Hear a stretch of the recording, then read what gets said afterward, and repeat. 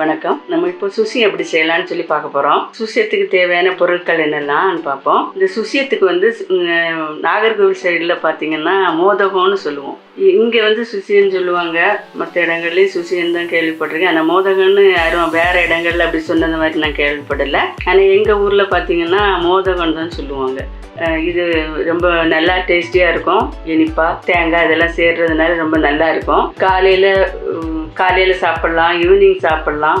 குழந்தைலாம் ரொம்ப விரும்பி சாப்பிடுவாங்க. இந்த பொருள் வந்து இதுக்கு தேவையான பொருள் என்னென்னு பார்ப்போம். கடலைப்பருப்பு எடுத்திருக்கேன். இந்த கடலைப்பருப்பு இந்த கப்புக்கு 3 கப் எடுத்து ஊற வச்சு நல்லா கழுவி ஊற வச்சுருக்கேன். ஒரு 2 மணி நேரம் ஊற வச்சு எடுத்து வச்சுருக்கிறேன். அதே கப்புக்கு தேங்காய் 3 கப்பு தேங்காய் எடுத்துருக்கிறேன். 3 கப்பு வெல்லம் எடுத்துருக்கிறேன். 2.25 கப்பு மைதா மாவு பூரணத்தை முக்கி போடுறதுக்காக இது தேவைப்படும். 1/4 கப்பு பச்சரிசி மாவு எடுத்துருக்கிறேன். கொஞ்சமாக ஏலக்காய் தூள், தேங்காய் வறுக்கிறதுக்காக ஆயில். நெய்யில் வறுக்கலாம், டால்டா எடுத்துக்கலாம், எண்ணெயிலையும் வறுத்துக்கலாம். உங்களுக்கு எது நல்லா இருக்கோ அதை எடுத்துக்கலாம். நெய்யில் வறுத்தா நல்ல வாசமாக இருக்கும். சிலருக்கு பிடிக்கும், சிலருக்கு பிடிக்காது. எங்கள் வீட்டில் பிள்ளைகளுக்கு பிடிக்காது. அதனால நான் இது எண்ணெயில் பண்ணுறேன். நீங்கள் வந்து நெய்யில் பண்ணுங்கள், இன்னும் நல்ல வாசம் இருக்கும்.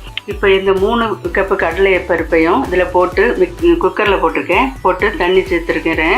இந்த அளவுக்கு தண்ணி வச்சுருக்கிறேன் அதில் கரெக்டாக. ஏன்னா அது நல்லா ஊறி போயிருக்கிறதுனால சீக்கிரமாக வெந்துடும். ஒரு 2 விசில் போட போகிறேன் அடுப்பில் வச்சு. இப்போ நம்ம மைதா மாவையும் எடுத்துருக்கிற பச்சரிசி மாவையும் சேர்த்து கலக்க போகிறோம். அதை முக்கி போடுறதுக்கு தகுந்தபடி அதை மிக்ஸ் பண்ண போகிறோம். இப்போ இப்படி ஒரு பவுல் எடுத்துக்கிட்டா இது வந்து மைதா மாவு, பச்சரிசி மாவு, கொஞ்சமாக உப்பு, தண்ணி ஊற்றி கரைக்கிறேன்.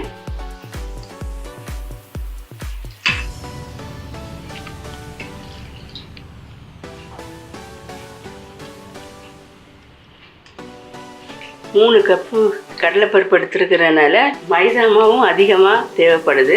அந்த அளவுக்கு மைதா மாவும் நான் எடுத்துருக்கிறேன். 2.25 கப்பு மைதா மாவு எடுத்துருக்கிறேன். ஒரு 1/4 கப்பு பச்சரிசி மாவு எடுத்துருக்கிறேன். 2 சேர்த்து மிக்ஸ் பண்ணணும். ரொம்ப கட்டியாகவும் இருக்கக்கூடாது, ரொம்ப தண்ணியாகவும் இருக்கக்கூடாது. இப்போ பாருங்கள், நல்ல இந்த பதத்தில் அழகாக கரைக்கலாம், கரைச்சிடலாம். தண்ணி இதுதான் பதம் சரியாக இருக்குது. தோசைக்கு கரைச்சது மாதிரி கரைச்சிருங்க பார்த்து. உப்பு கொஞ்சம் போட்டேன், அது அளவாக போடணும். கொஞ்சம் பார்த்துக்கோங்க, உப்பு டேஸ்ட்டும் பார்த்துக்கோங்க.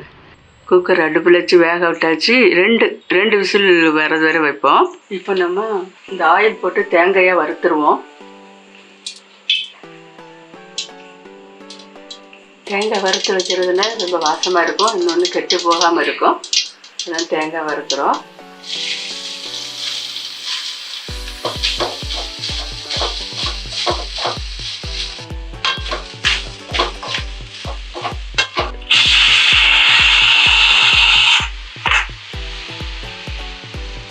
ரெண்டு விசில் வந்துடுச்சு, ஆஃப் பண்ணிட்டேன்.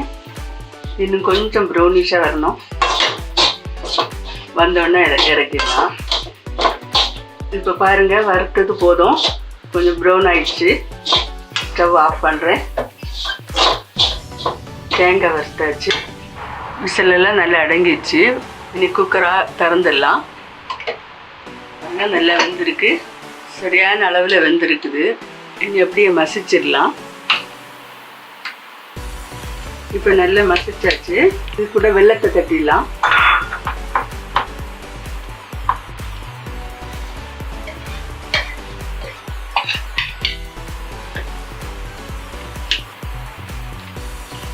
வெல்லம் வந்து நல்ல வெல்லமாக இருக்குது. இதில் கல்லெல்லாம் இல்லாதனால நான் அப்படியே கொட்டி கிளறி விடுறேன். இது மறுபடியும் அடுப்பில் வைக்கணும்.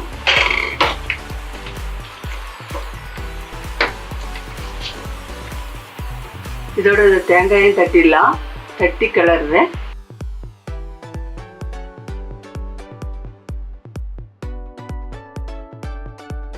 இப்போ இந்த பதம் சரியாக வந்துருக்குது. நான் ஸ்டவ் ஆஃப் பண்ணுறேன். இனி இன்னொரு பாத்திரத்தில் மாற்றிடலாம். இன்னொரு பாத்திரத்தில் மாற்றியாச்சு. இப்போ பாருங்கள், சூடு ஆறிடுச்சு. இனி நம்ம உருட்டை பிடிக்கலாம். உருண்டையாக பிடிக்கலாம். இந்த அளவில் பிடிக்கும்.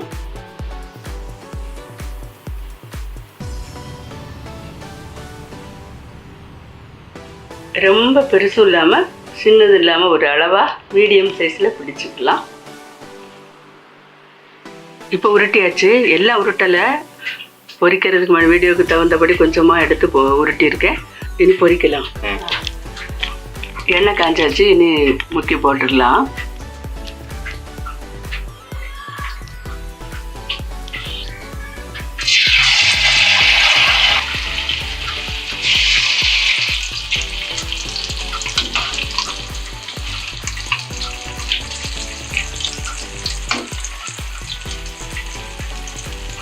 ரொம்ப வேக வேண்டாம், இந்த அளவு வந்தால் போதும். இனி எடுத்துடலாம்.